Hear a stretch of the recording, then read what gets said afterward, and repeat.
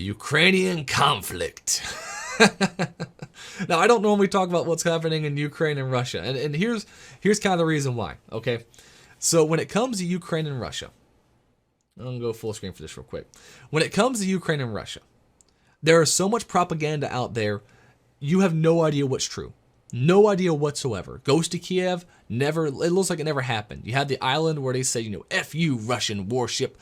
And it looks like they said that. They didn't die, though. It looks like they just were taken as POWs.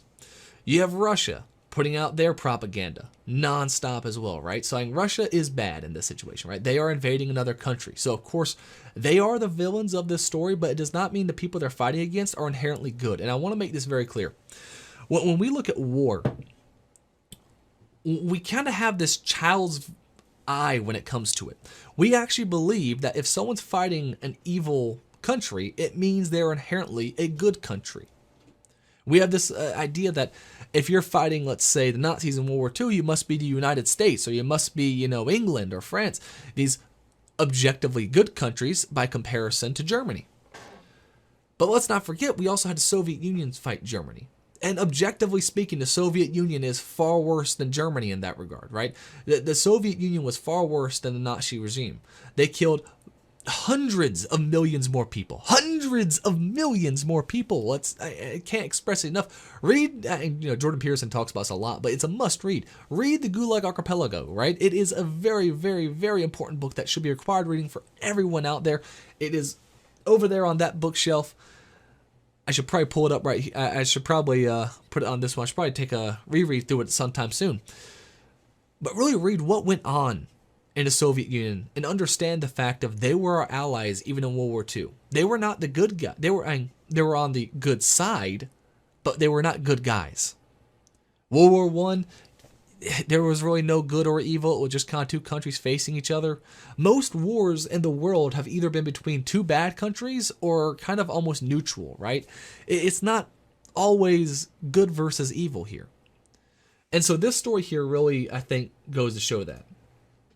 So a video posted online on Monday and verified by the Times appears to show Ukrainian soldiers killing captured Russian troops outside the village of West Kiev on or around March 30th as Russians were withdrawing.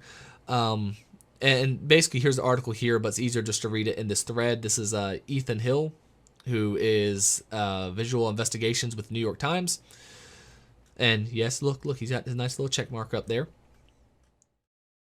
So I'm not going to show the video for obvious reasons because it's pretty freaking bad, and you can look it up if you like. It's pretty awful. This is a quote. "He's still alive. Film these marauders. Look, he's still alive. He's gasping," a man says, as a Russian soldier with a jacket pulled over his head, apparently wounded, seems to breathe.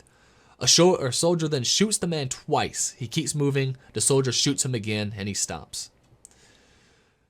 3 other apparent Russian soldiers, including the one with the obvious head wound, whose hand is tied behind his back, are seen dead near the victim, all wearing camouflage, all 3 having white armbands commonly worn by Russian troops, with equipment scattered all around. So here's just some of the equipment all scattered around. Apparently they're used by the Russian airborne units. Video was filmed kind of talking about how it was confirmed with some of this stuff. And apparently it's been going on where some of the Russian atrocities have been alleged, which... Again, you never know exactly what's true and not when it comes to because of the propaganda war, but more than likely, there's been atrocities committed by Russia. And they're invading a country. What do you expect? The killings appear to be the result of Ukrainian ambush, posted videos and pictures of the destroyed column on Twitter on April 2nd, and wrote the soldiers told him that Russians had been ambushed 48 hours earlier. Ukrainian Defense Ministry also tweeted about the destruction of the convoy, calling it precise work. "These are not even humans," a Ukrainian soldier says. He walks among the wrecked vehicle and adding that they took 2 Russian lieutenants prisoner. Soldiers identified with the blue armband as part of Ukraine. Yep. And I believe I would like to see for sure, but I think they talk about the fact of this is also work of the Azov. The Nazi battalion in Ukraine. I'm not 100% sure. I thought I saw something else saying that this was committed by the Azov battalion, which is, if you don't know, a evil Nazi battalion in Ukraine who fight out Ukraine. These are people who actually like hold like Hitler Youth rallies and crap. Like these are honest to God Nazis. This isn't like, oh, Ben Shapiro is a Nazi. No, these are the actual ones, right? And here's the thing. If anything, this really goes to show war crimes really don't mean much, right? And what I mean by that is, we like to say, all these war crime laws that were passed, all they really were for is for countries to be able to sleep soundly at night after World War II. Right? We got together and said, how can we make sure that these couple of atrocities never happen again? The issue is, the minute a real war breaks out, and I mean a real war,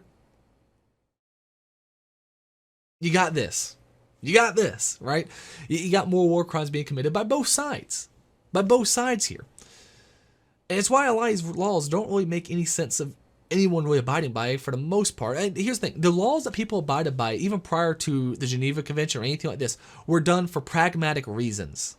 They didn't do it out of the goodness of their heart. They didn't say, we're not going to torture because we don't believe torture is right. No, they said we're not going to torture because if we torture our prisoners, they're going to torture their prisoners. All right, it's kind of a mutual understanding. You don't torture our guys, we won't torture your guys, which helps boost morale for both sides, knowing that, no matter what happens, they're not going to get tortured. It was agreed upon for mutual benefit, not just because it was the morally correct thing to do. All right, so war crime laws don't really mean anything. The ones that are pragmatic will still exist. The ones that aren't will go away. And right now, with Ukraine basically on the verge of destruction, they're willing to do whatever it takes at this point to just survive it, which is understandable. Listen, if Russians landed in North Carolina and started marching through my family's land, which have been here for over 100 years, guess what? I'm digging my boots in, and you can be sure as hell I'm going to do whatever I can to stop them. I won't give a damn about any laws. Right? No one would. If it's your house they're marching through, you're not going to care that it's against the Geneva Convention to set up some booby traps. You're just going to do it. Why? Because you're defending your home. And I'm not saying what these people did were right. And it's terrible. It's awful when you really look at it. I mean, someone down on the ground wounded, and you go, oh, look, he's still breathing. And you shoot him multiple times, and he's still breathing. You shoot him again afterwards. It's not good. It's evil. It's bad. Bad people fight for both sides in any conflict, that's for sure. At the same time, I say that these things are kind of to be expected. This shows that, if anything, this just shows that the Geneva Convention doesn't mean anything. It never has, it never will. The only laws that will remain are the ones that are pragmatic to implement for both sides. That's it. That's it. One of the reasons why we stopped using flamethrower troopers, or, flame troopers basically, after like World War II or so, countries basically were saying, we're not going to ever take those guys prisoners because what they're doing is just fucking terrible for our people. We're going to kill them every time. It made people very reluctant to put on that gas tank and go around trying to burn people, right? It made people it lowered their morale quite a bit. So, of course, we started backing off, saying, you know what, yeah, it probably is a little bad. We won't do it anymore. But we didn't do it because it wasn't we were really morally thinking about it. We were looking at a pragmatic reason of going, well, we don't want our troops to be demoralized. And we were looking at modern warfare and going, this probably isn't going to really do much into the future anyway. It was for a pragmatic reason. It wasn't because we just grew a heart all of a sudden. Our heart didn't grow 10 times its original size, right? That's not what happened. We just said, okay, well, that kind of makes sense for both of our sides, so we'll do that. Yeah, sure, we'll do that. War laws only exist as long as it benefits both sides. That's it. That's all they do. They exist as long as they benefit both sides of the conflict. Ukraine, man, you gotta get some of your people probably under control, but overall, listen, they're the ones being invaded. I'm not saying Russia doesn't have some valid complaints. Listen, what NATO has done, we've poked the bear. We've poked the bear for sure, and the bear is now starting to bite. I mean, that's just the truth of the matter. We caused this probably even more so than Ukraine caused this. And let's also not forget, I say my family's land has been, the family land has been in our family for over 100 years here in North Carolina. Ukraine hasn't been a country for even 50. So let's kind of understand that too when it comes to the Russian side of all this. Again, not saying they're the right side, because I believe in consent of the governed, which means if Ukraine does not want to be governed by Russia, fuck them, right? I don't. They should have no right to be able to go in there and impose their rule militarily like that. So Russia still is the big bad. Russia's up here, but Ukraine's still about right here. All right? They're still bad. It's just different levels of bad. Ukraine has still committed multiple atrocities. Ukraine has still imprisoned people for political reasons. Ukraine does have a major Nazi problem. It really does. I mean, even Zelensky used to joke about the fact that he wanted to get a copy of Mein Kampf to make sure he could fit in, but what do you know? They were all sold out. I mean, this is well known for a lot of people over there. Do they make up a huge portion of the population? Probably not, but it is a problem. Ukraine is not a good country, but it's a hell of a lot better than Russia, and right now they, of course, are doing whatever they can to survive. But it is important to call this stuff out when it happens, right? It's still important to make sure we keep it even, just keep a level head when it comes to all this stuff. Listen, when you say, go Ukraine, woo, we support Ukraine, understanding you are supporting this. You're also supporting this. So you can say, hey, yeah, Ukraine, keep it up, good job, guys. But maybe don't go so over the top with it, because, man, Ukraine's not exactly the greatest place ever.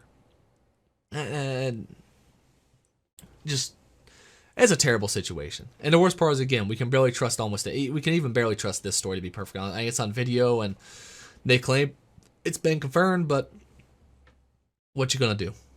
Thanks so much for watching that clip. If you want to watch the live show, it is Thursdays at 9 o'clock. Again, that is 9 o'clock Eastern Standard Time. But if you don't want to wait that long, we got some other awesome content out there. All you got to do is click on this video over to the right, and it will take you right on to the next one. Either way, thanks so much for watching, and we'll be talking again real soon.